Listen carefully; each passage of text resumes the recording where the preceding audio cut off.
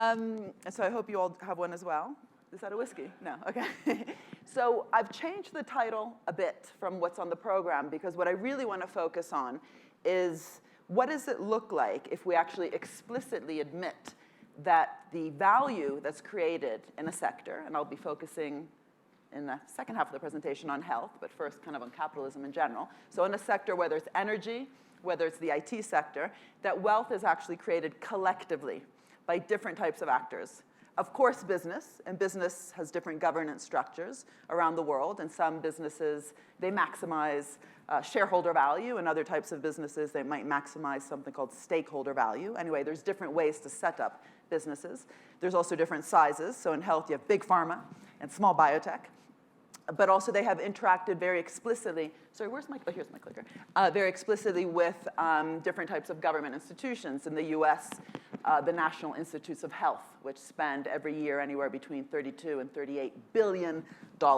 So what is the division of innovative labor between these different types of organizations, and how might we actually just talk about it in much more explicit ways that also then get reflected in the access to the products that are produced. So instead of having kind of a progressive stance on the redistribution issue and prices are too high and what do we do about that, how do we bring that discussion about access to health products in a narrative that is actually about co-creation, okay?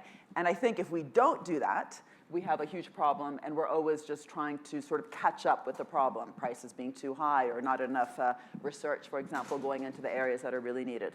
So what this new title here is really about how do we admit that there's a co-creation and co-shaping framework in which products in health come about, and how can we use that in order to really radically rethink the system.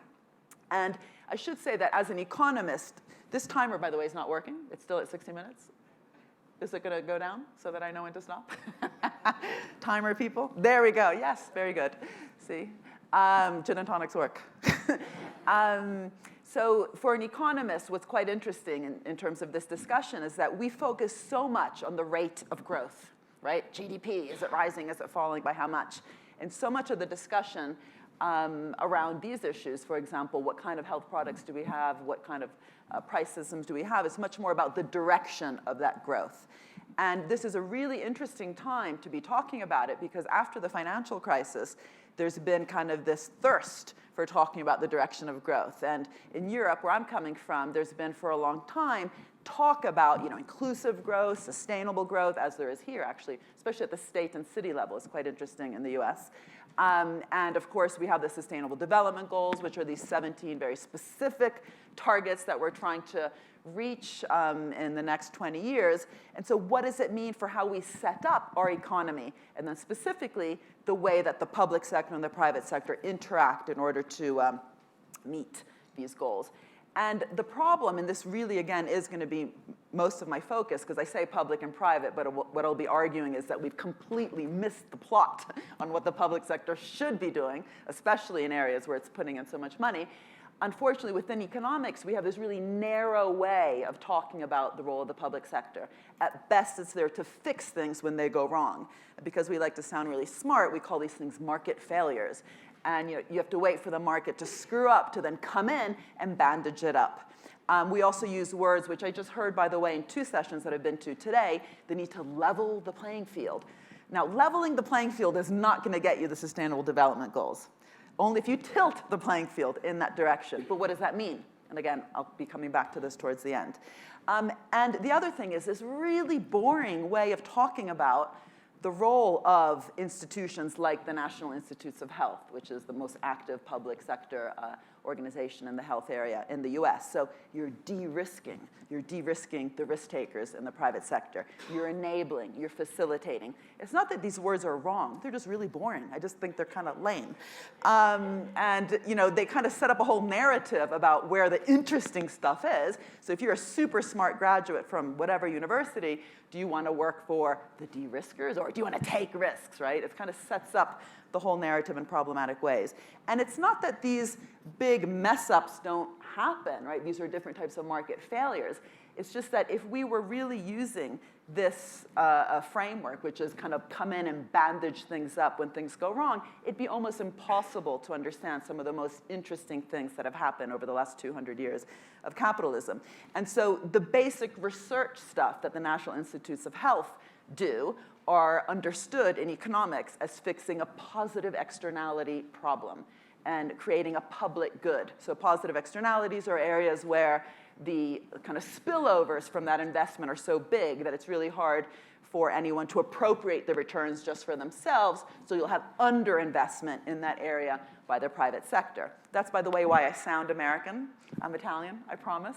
But when I was 5, we left Italy to go to Princeton University, to Princeton, not to the university, where my father worked as a nuclear physicist funded by Uncle Sam, so the Department of Energy and Princeton University, to do nuclear fusion. There's no debate about that. All around the world, the state, whether it's the DOD, the DOE, or the Department of Health, fund basic research. But to understand that, investment in a public good like basic research or clean water as just a bandaging something up as opposed to a real objective is part of the problem. Equivalently, a negative externality would be the opposite, when the private sector does too much of something that's not included in its cost structure. So too much pollution, what do you need? The government comes in, ideally, often doesn't do this, and does something like a carbon tax. So none of these things are wrong. It's just the framing that you're just coming in to fix something, bandaging it up. And so, as I said, it kind of creates this dichotomy. And this slide, sorry, is a strange slide here, but it took a long time to make when I did a TED Talk 5 years ago. So I keep putting it in just to kind of leverage the time for this Prezi that they forced me to do. Actually, they did it for me, and then I was like, ooh, that's beautiful, and I put it in. But the idea basically, forget that Kafka here is better looking than Zuckerberg. But the idea is that, would you want to work with the bureaucrats, which are de-risking, facilitating, enabling, administering, spending, regulating, or taking risks, right? It's obvious you prefer to be on that side. And the idea is this just a myth? Is this just a cartoon image which also justifies how we think about the appropriation of these great rewards and wealth that is created when these different actors interact? And my area in economics is economics of innovation. So I've spent a lot of my time looking at what actually happened in renewable energy, what happened in IT, the information communication technology revolution, and what was the role of public and private. And of course the private sector is important. We know that. We don't even have to have big lectures about it in beautiful rooms like this. But what was the role of the public sector? And basically the punchline is, if we just use this market fixing perspective, we wouldn't understand any of the biggest technologies that have occurred in our time, or in the time of capitalism, which, just to remind you, is not some sort of universal system. It's about 250 years old. And it's fundamentally different from what happened before capitalism, which was feudalism, which was 500 years of inertia.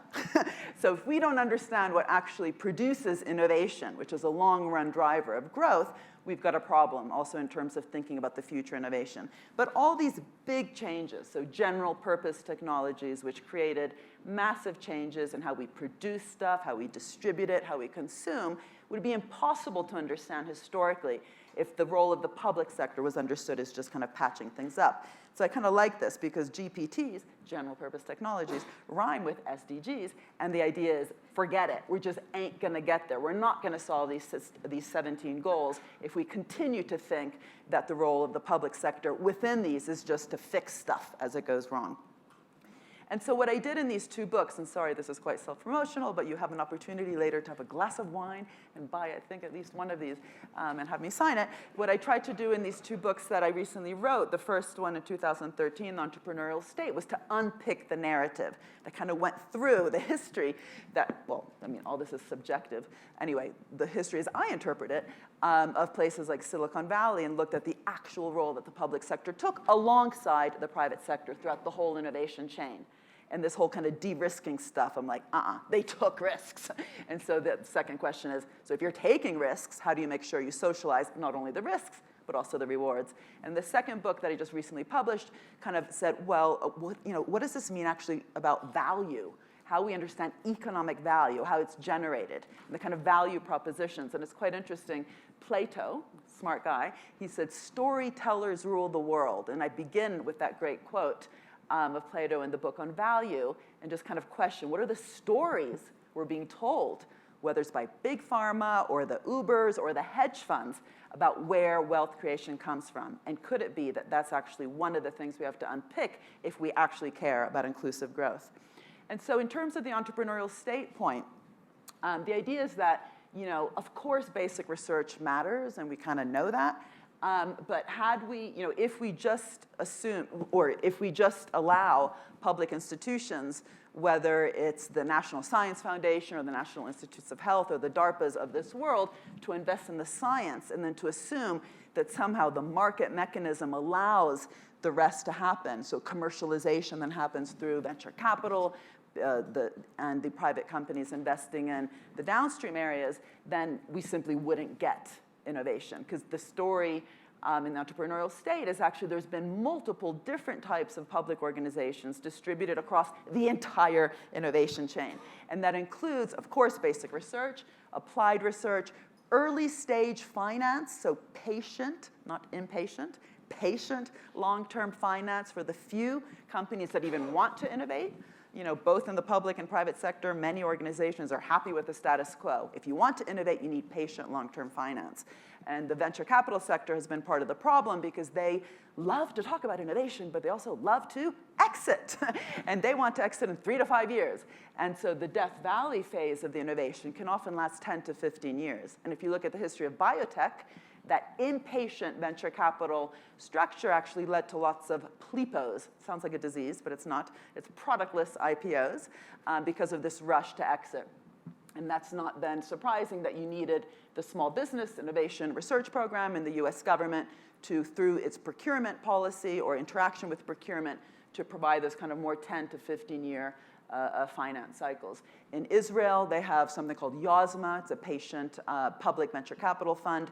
And around the world, there's different types of public banks, whether it's the European Investment Bank, the KfW in Germany. In the US, there's only one, and it's in North Dakota. There's someone, one of the organizers here told me they're from North Dakota.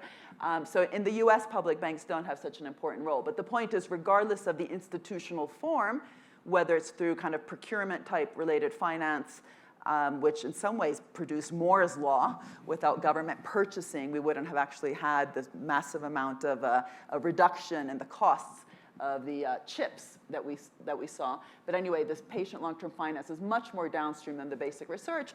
And also even more downstream, bold policies have been quite important. So one of the big changes that I talked about in the beginning was the mass production revolution. Think of Fordism. That would not have had the effect that it had there not been policies around suburbanization. Forget whether that was a good policy or bad policy, it just happened. And that allowed the full diffusion and deployment of the mass-produced products. And today, when there's all this talk about sustainability, I do think there's an opportunity to really learn from that and ask what is the kind of, what is the role of green kind of demand-side policies to allow also the full deployment and diffusion of lots of the ICT, information communication technology, products that haven't been diffused.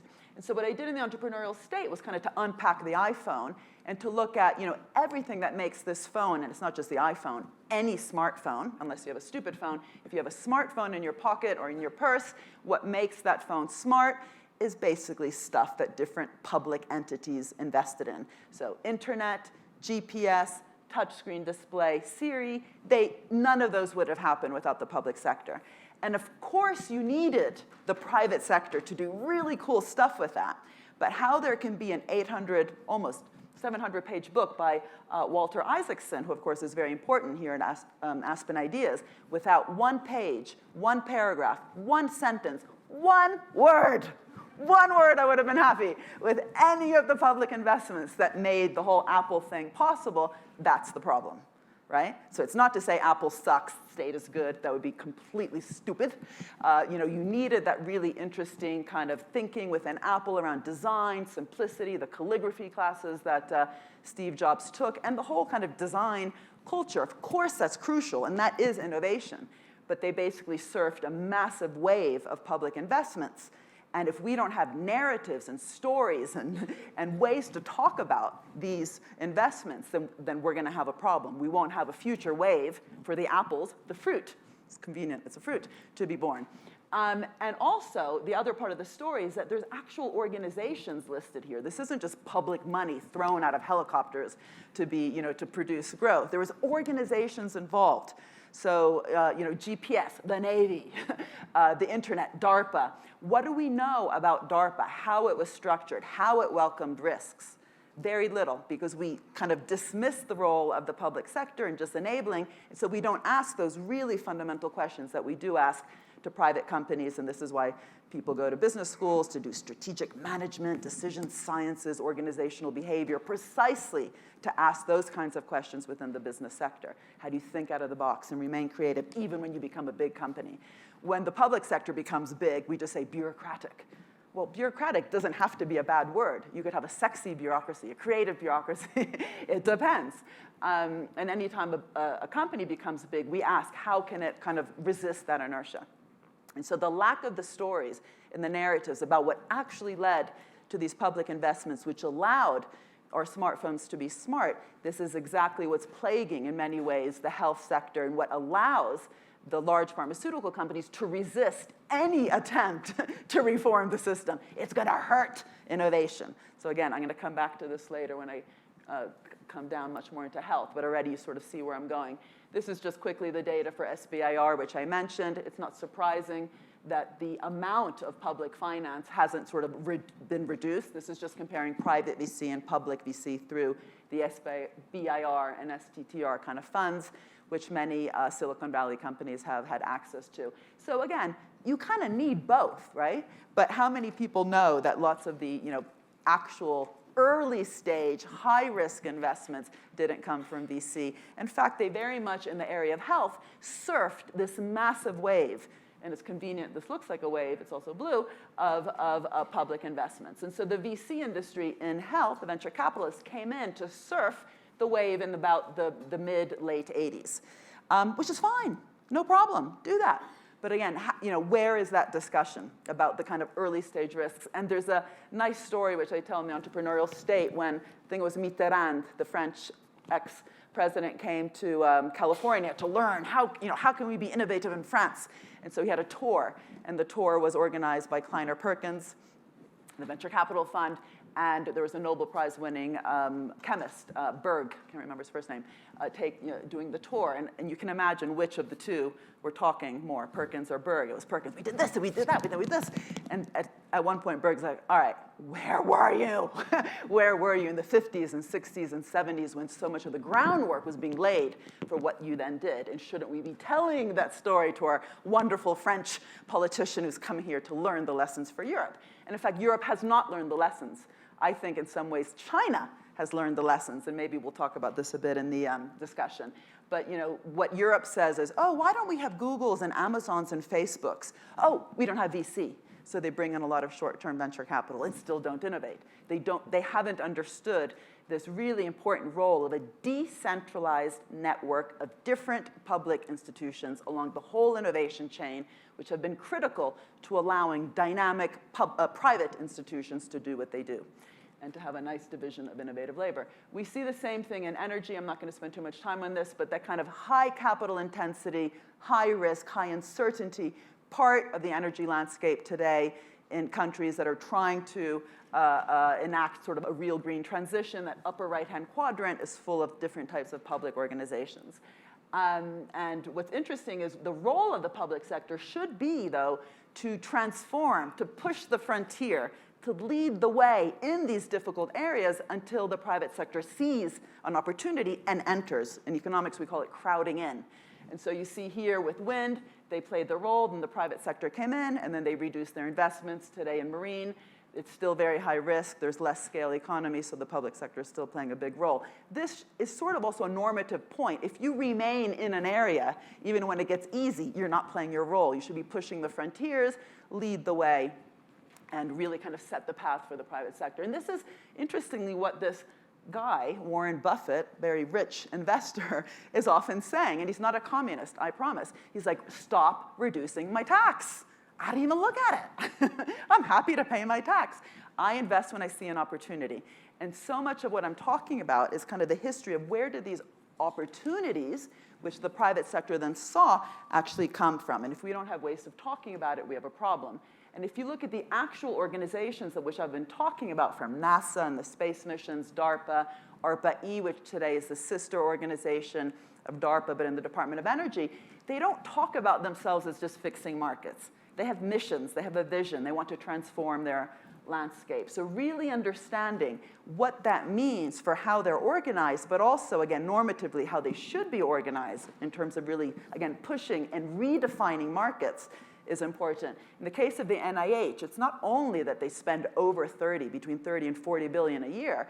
One of the issues is, have they, in the course of their evolution, kind of given up in terms of really transforming? So most of the funds are around drug research. Very little is on diagnostics and surgical treatments and lifestyle.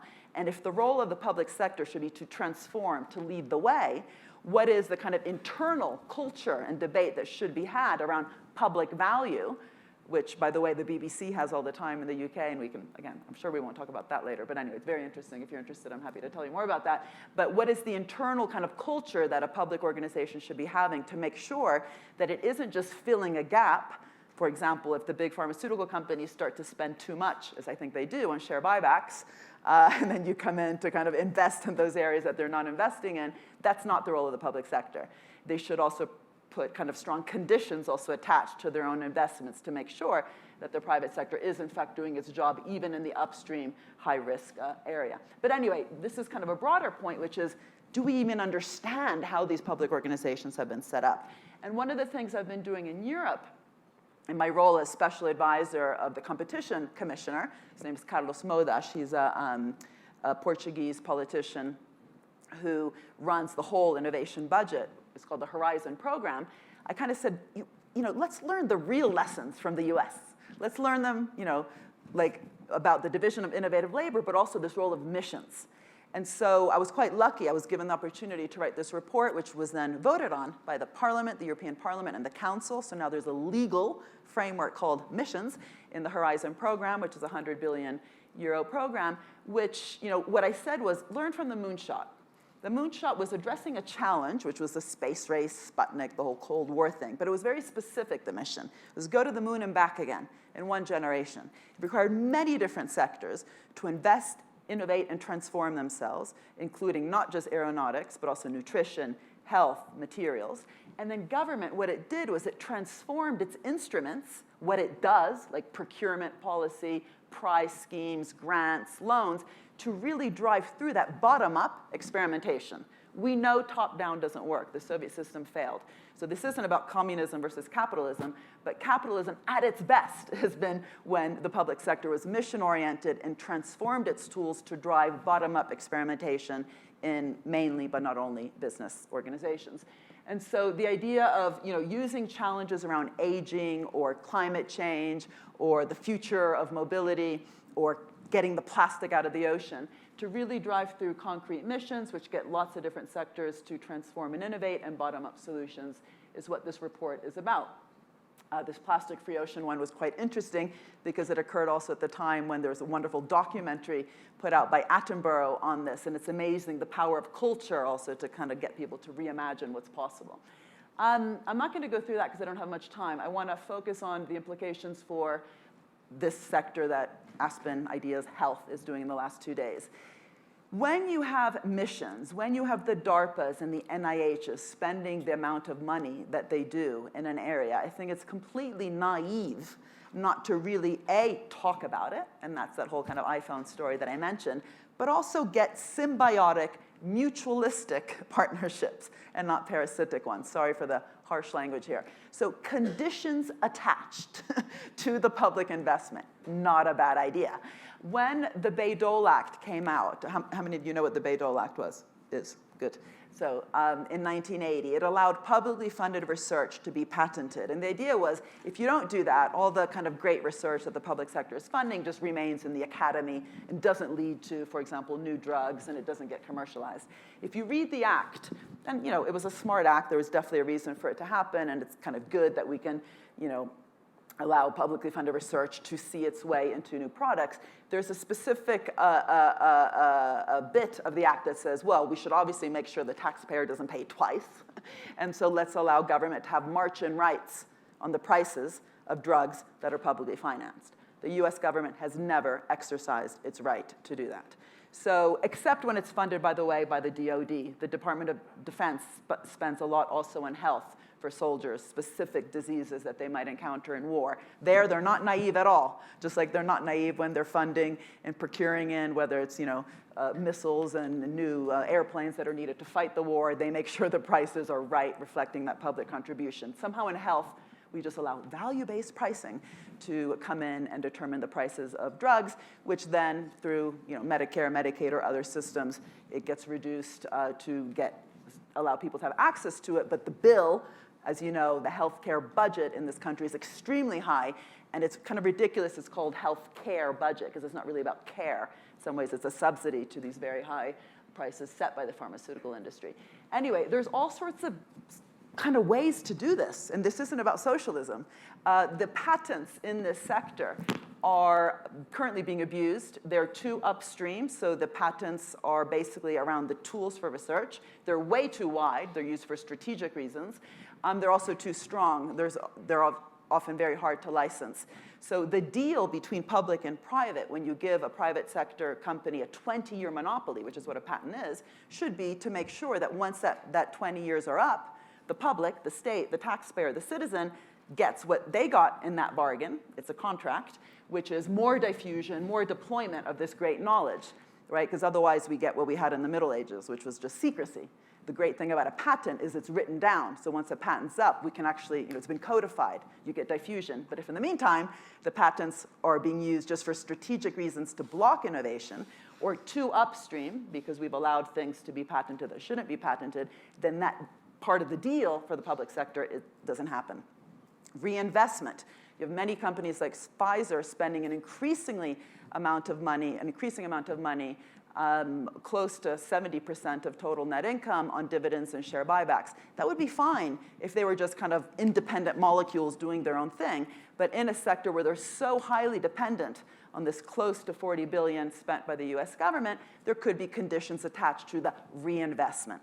That's, by the way, where Bell Labs came from. Bell Labs, as you might know, is one of the most innovative private sector R&D laboratories in the history of US capitalism. It came from the government insisting that AT&T, in order to retain its monopoly, reinvest its profits into the real economy, into innovation, and big innovation that could really benefit the country. Anyway, there's all sorts of other things. Equity, I'll just say something quickly on that. Solyndra, how many of you know Solyndra?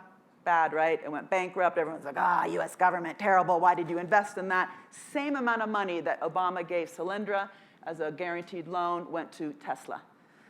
It was $500 million. So why is it that we allow, just like we did with the banks, socialize the risk but privatize the rewards? If you are going to play this mission-oriented role, big if we don't want the government to be spending, then they should just shut down the NIH.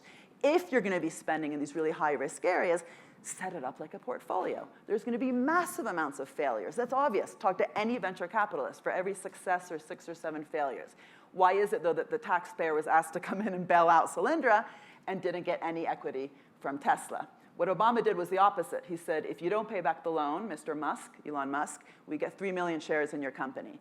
Why you would want 3 million shares in a crappy company that doesn't pay back its loan is beyond me. He had all these Goldman Sachs guys in government. Somehow they didn't come through when he needed them. The price per share went from 9 to 90, 2009, 2013. Multiply that by 3 million. That would have more than paid back the Solyndra loss in the next round of investment.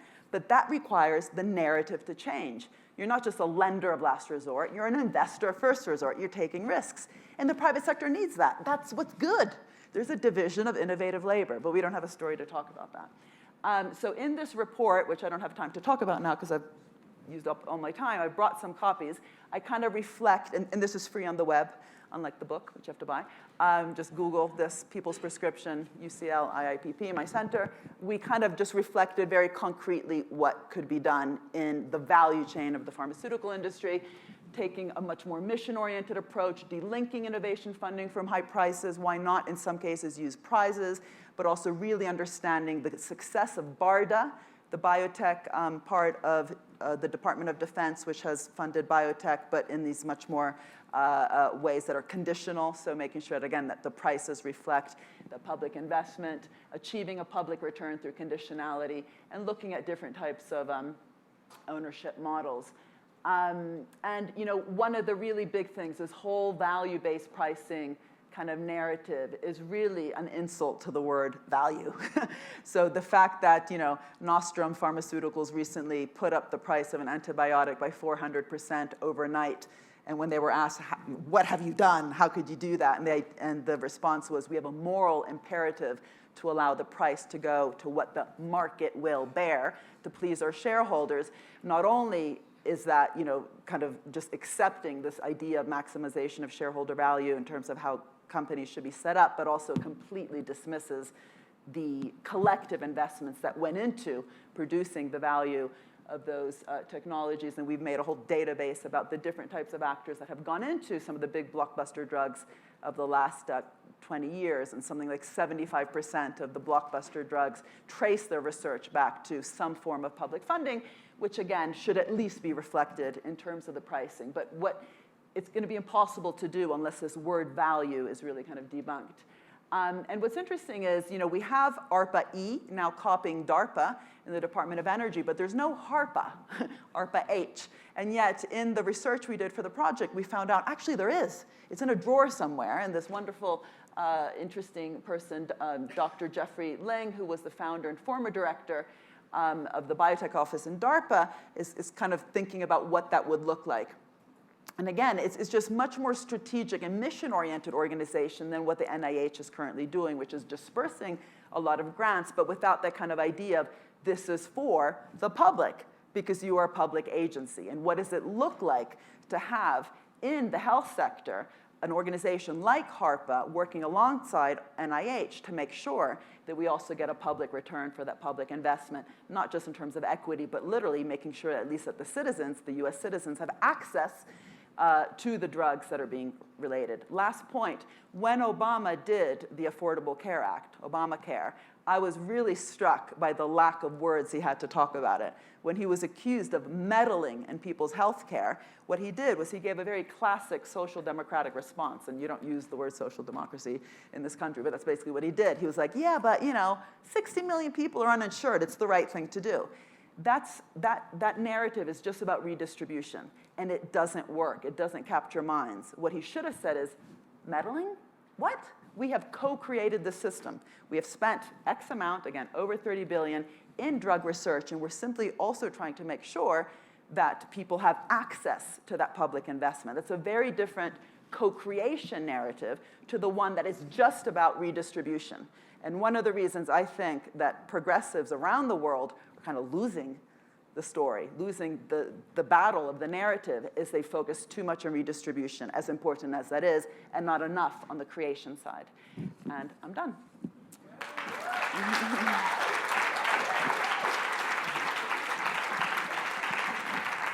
Sorry, I went over by 5 minutes.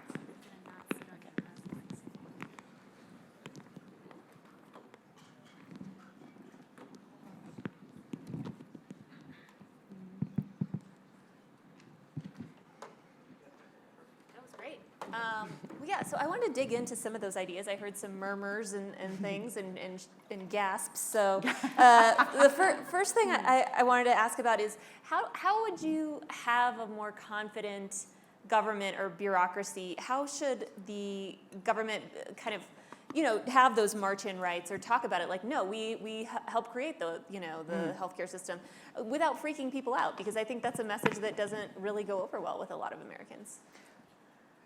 Well, what's interesting is not so much what the government should do, it's what it's already doing that people don't know. So that Tesla cylinder example is really striking. But also the fact, again, that 75% of new molecular entities with priority rating trace the research back to some form of NIH-type funding, and people don't know that. So we don't have a marketing department, do we, in the US government? And it shouldn't be seen as marketing in terms of conning people, like brainwashing them. Just tell the story. But this lack of confidence, not only to tell the story, But to get what you deserve, again, the fact that it's in the bill, the act, and they have never exercised that right, you know, it's quite striking how much the counter narrative is strong. And the reason it's really hard to battle is that there's lobbies, there's companies, you know, just like there's companies scaring workers about unions, there's companies scaring people about, you know, what it would look like if the government, you know, owned your healthcare, which is not the point. It's simply, you know, to again change kind of the power relationship. But we shouldn't forget that profits are being made by not having the right story told. So, you know, it's not like, oh, let's just change the narrative. It would imply not nationalizing the pharmaceutical industry. And by the way, it's interesting that the chief economist of Goldman Sachs, Jim O'Neill, who actually launched our report with us in London, has recently said, and this is a Goldman Sachs economist, we should nationalize the production of antibiotics if the pharmaceutical industry doesn't do its job. So there is, of course, that option, but that's not the option I'm talking about. It's not about nationalization or bashing big pharma. That doesn't get us anywhere. That's the us versus them narrative, which just creates a kind of static situation. But admitting this collective creation of wealth would require then asking, are we sure that the rewards to the system aren't being distributed in such a way that have nothing to do with the actual risks taken? Right. And that will imply not only a reduction of prices, but a reduction in the profits being earned. Similarly with venture capitalists, which I've written about quite a bit in the biotech sector, it's not to say that they're useless, but maybe the 20% they're gaining isn't actually matched by the actual risks being taken in the sectors. They're hardly ever there in the really early stage. And again, the fact that they're so exit-driven means that, you know, they also want their return quite quickly, and that's fine as long as the rewards mechanism matches that. Right. And you were telling me earlier, you know, I was interested to hear that often we think about innovation versus redistribution to the people. And actually Brazil and the SUS has, you know, the healthcare system in Brazil is called the SUS, is an interesting counterexample of that. Can you talk a little bit more about that? Yeah, so that's almost I don't want to say separate, but that's another issue that we're working on, which is, and we have a lecture series with all the videos on the web in case you're interested in this. We've called it Innovation in the Welfare State. And the idea there is, and, you know, it's part of this debunking point. Instead of pretending that innovation occurs in one part of the economy and then it's redistributed through the welfare state, when a country has a welfare state, in another part of the economy, could we actually reimagine the structures of the welfare state, how we provide education, how we provide healthcare, to actually be a driver of innovation? I hate to bring in your boyfriend into this conversation, but he asked a wonderful question in the previous session precisely on that. How can we get the arrows going the other way? You know, how can we redesign, in some ways, healthcare so it's not just benefiting from the great, you know, stuff today, everyone's talking about AI, but actually drive some of the direction of that AI. And what happened in Brazil was that when they finally, after, you know, kind of decades of not having a public healthcare system, set it up, it's called SUS, a public health academic in Bahia did a project where he showed that the greater access that doctors were having to a much wider patient group actually influenced their innovation, influenced their understanding. And he traced the learning by doing and innovation in something as boring as CAT scan equipment. It was being informed by the new patient group. But that's sort of a separate point, which is, but it's related because it's about breaking down the myth. Yeah. And by the way, it's not a coincidence that the tech giants love UBI, Universal Basic Income. Why? It completely repeats the narrative. We create the wealth, and we're going to give you a handout. Be happy with our handout, 10K, 15K, whatever it is. And I'm not against UBI. It's what you call it here, right? Yeah. Universal Basic Income. Yeah, but every country has a different way to call it nowadays. It's not that I'm against it. I actually think it's not a bad policy, but I really dislike the narrative behind it. I much prefer citizens' share or citizens' dividend. Into companies, into Tesla or something, or how would you have that? Well, the universal basic income, the idea is that the government itself would be giving some sort of basic, you know, I mean, this, actually, if you look at the history of capitalism, there was a lot of debates about that in Speedlam in the UK. The idea is that people, or Amartya Sen's work, in order even to be able to access the economy, you need certain opportunities and capabilities. And if you don't have that kind of minimum security, you're just always kind of worried and can't become a kind of productive member of society. Right. So the idea is that it would come from public budgets. By the way, when we go to war, no one asks where will the money come from. We just do it, and it costs much more than UBI. Right, right. What about prizes? I thought that was an interesting topic. How could prizes actually drive innovation in health, which is often not, you don't really think of prizes when you think of healthcare. So in many different sectors, prizes have been used, and I don't think it should be the only tool, but it's a tool that can be brought up, and it has been used in health, but by the DOD, not the DOH, or Department of Health.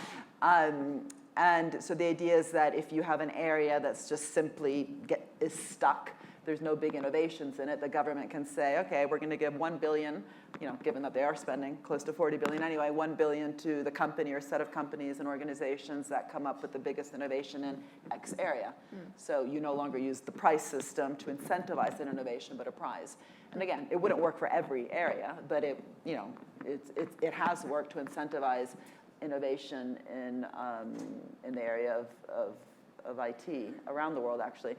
And so, just kind of questioning. I mean, I think the interesting thing with prizes is they, again, debunk the idea that it has to be through prices that you incentivize or through patents that you incentivize that investment in innovation. Right. The history of so many innovations that have occurred in different areas have occurred, for example, with very little patents. And in fact, again, the structure, the governance of the patents have to be very careful not to produce what I call unproductive entrepreneurship, which is basically just rent seeking. Is there a reason why that kind of thinking is more common in defense, in the defense space? You got to win the war. You got to get serious. Oh, I see. You can't fiddle around and be captured by some ridiculous narrative that's being fed to you just to create some rent in the system. So, no, I mean, if you want to win the war, you win the war. You got to get the troops on the ground. You have to invest in the different things you need. Right. And it is quite striking, actually, also that, again, in terms of the narratives, the war on poverty or energy security, the kind of lessons being learned by different areas are we have to frame it like a war. And it didn't exactly work when they did the war on poverty, but still, I don't like the idea that you have to frame things as a war to get the funding. But if you look at, yeah, I mean, war on poverty is a pretty good word, actually. But, what I say in the entrepreneurial state is the U.S. government has often talks like Jefferson, but acts like Hamilton. And now that there's finally a musical in Hamilton, people know what I'm talking about. But, they talk the free market, but they've acted with a very kind of visible hand, not the invisible hand. And the problem is that when you don't talk what you're actually doing, there's also very little learning. This is why through the institute that I run, which is actually a department, we've set up something called the Mission-Oriented Innovation Network. And it's 40 global institutions from countries as different as Singapore, Chile, US, different European ones, where you have organizations like the BBC, which have explicitly just ignored the kind of bullshit around you're just there to fix markets, you're actually there to co-create, co-shape. If the BBC, global player in broadcasting, had believed that they were just there to fix markets, they would have at best done great documentaries, which they do, and high quality news, which we all watch when we're bored in our hotel rooms.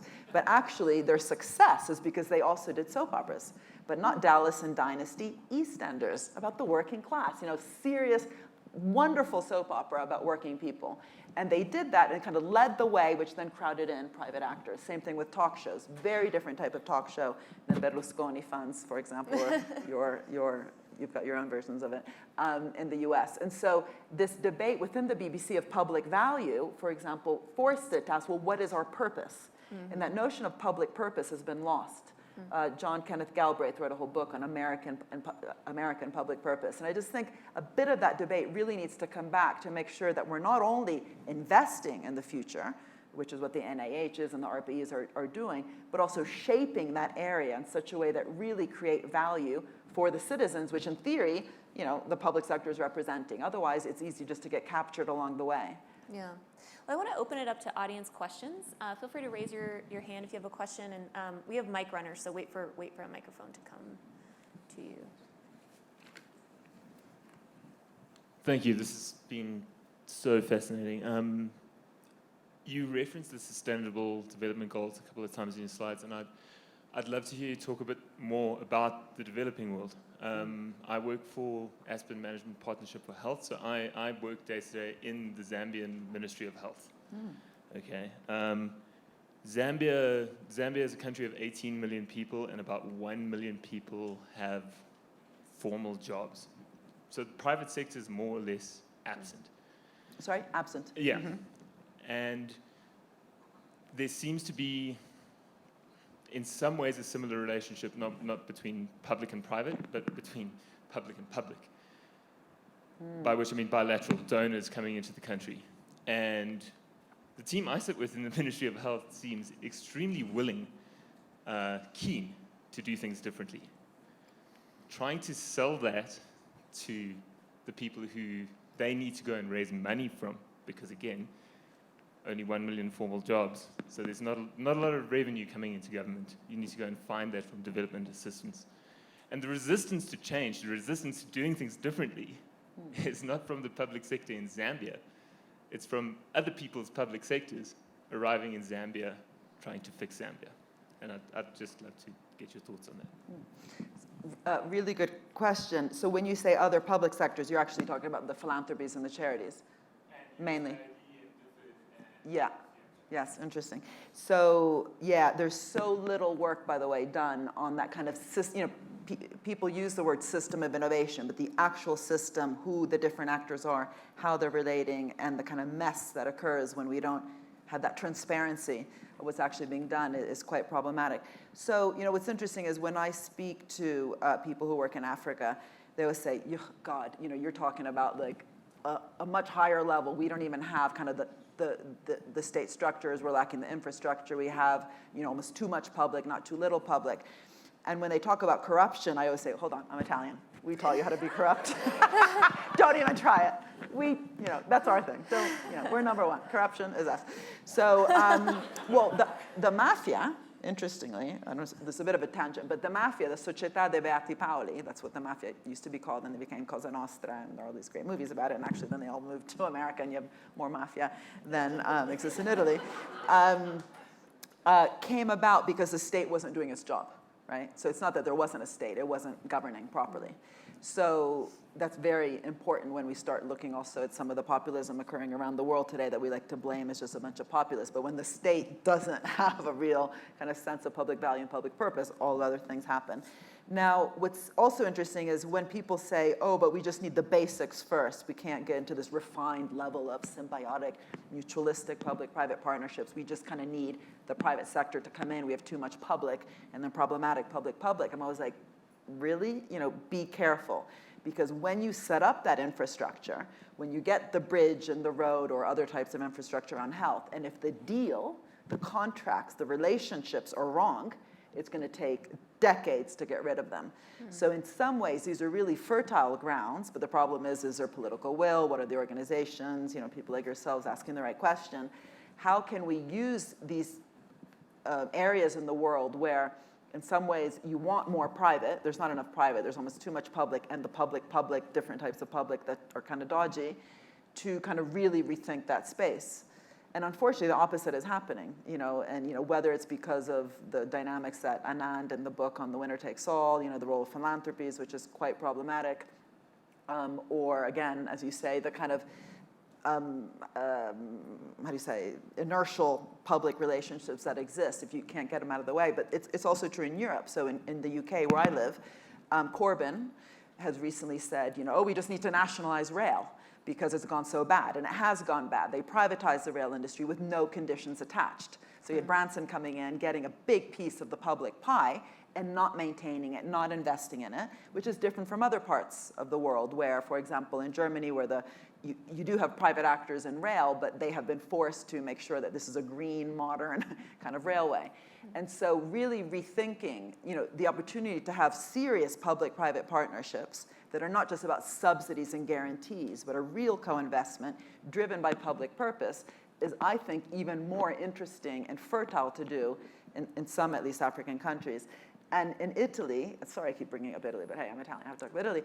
You know, we have many institutions that have actually been quite useful in the past in the public sector, but they were organized in particular ways that the public sector is no longer organized. So IRI, the Istituzione della Ricostruzione Italiana, which was set up by Mussolini, so not a great start, but then it had a long history, and it was public, not politicized, public, super politicized, which is the case in many African countries, and then privatized.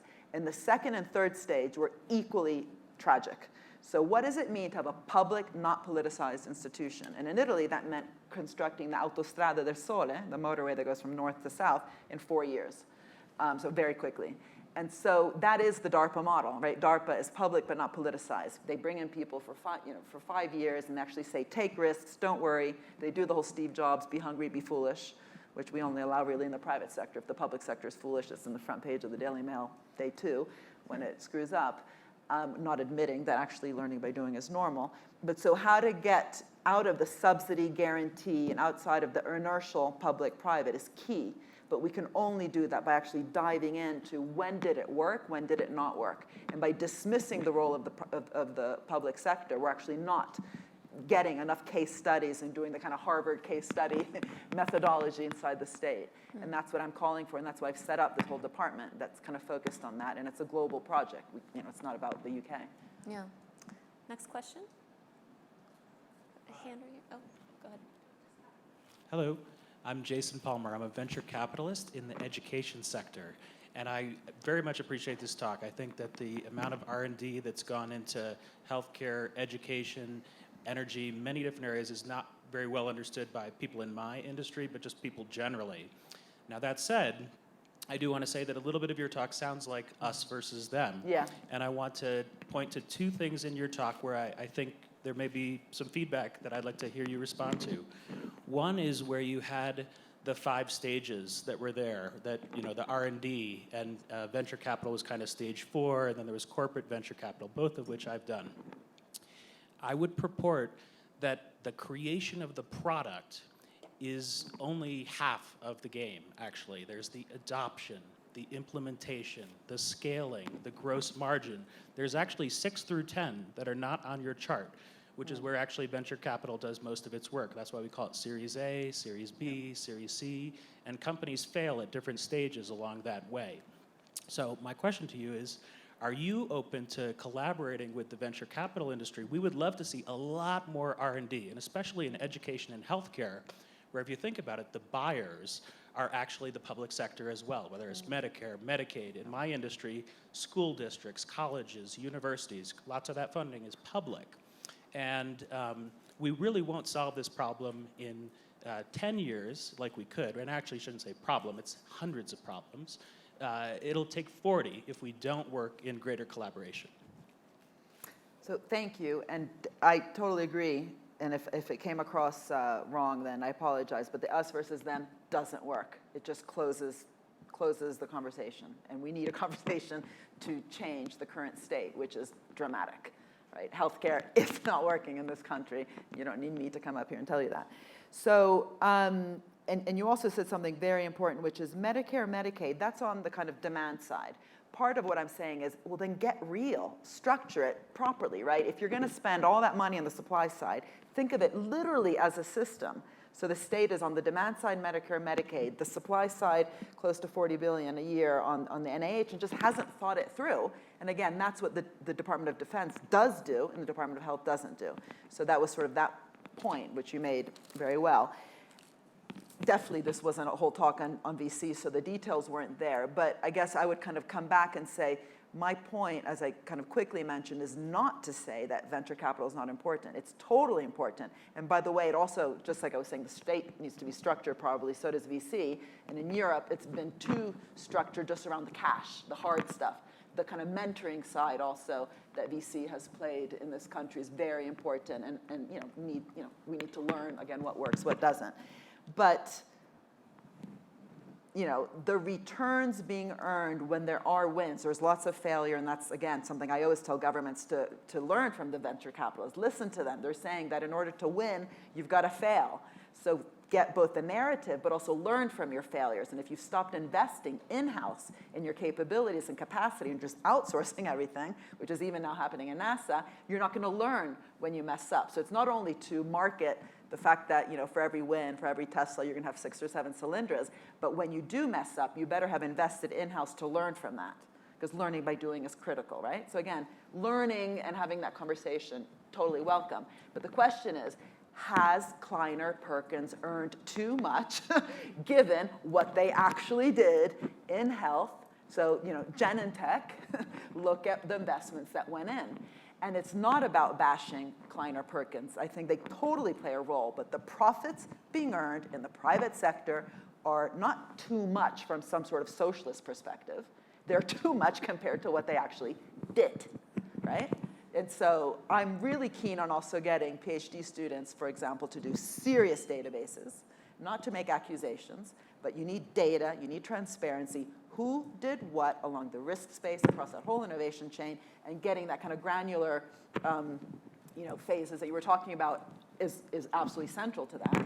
But who did what, and are we sure that we're not screwing up in health as we did in finance, where the public sector bailed out the banks, saved the capitalist system, and then when Goldman Sachs was making record level profits 1 year after the financial crisis, it got bailed out by $10 billion by the taxpayer, and when it was making record level profits, that risk that the taxpayer put in, because of course there was a risk in giving $10 billion to a bank to bail them out, wasn't reflected, right? So we socialize risks, privatize rewards. And that's my only point. To change that, we need that conversation. It needs to be granular. It can't be us versus them, but let's do it. Otherwise, just stop talking about inequality. It's a joke.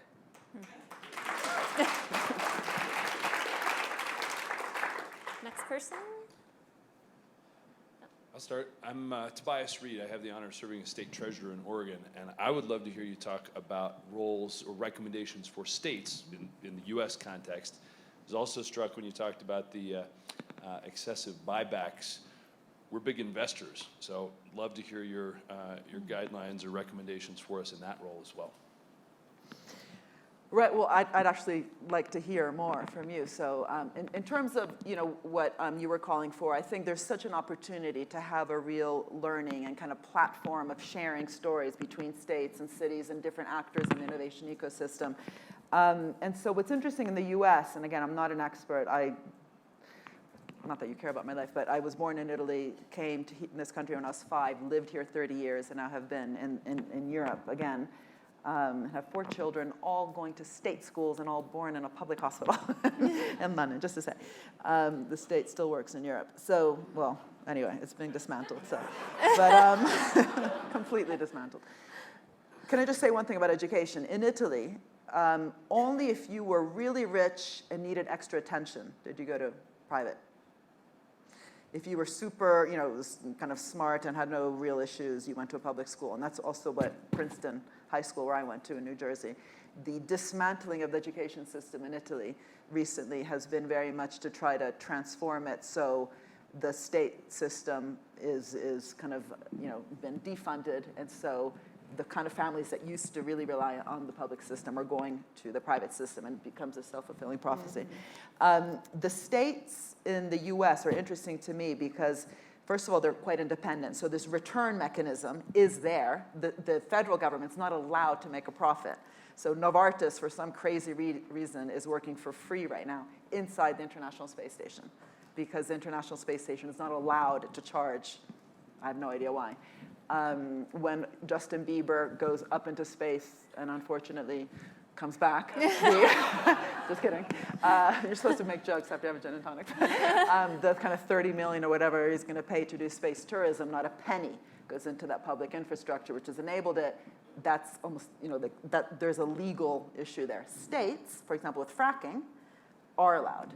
And so that's one interesting thing. States are also rebelling, just like the state of California did with Governor Brown against the kind of climate change denial. Cities have done the same thing, including with Bloomberg. Cities are also increasingly, like there's a New York CERDA, I can't remember what it stands for, which is basically setting up a new public fund of the Yazma type in Israel in the state of New York.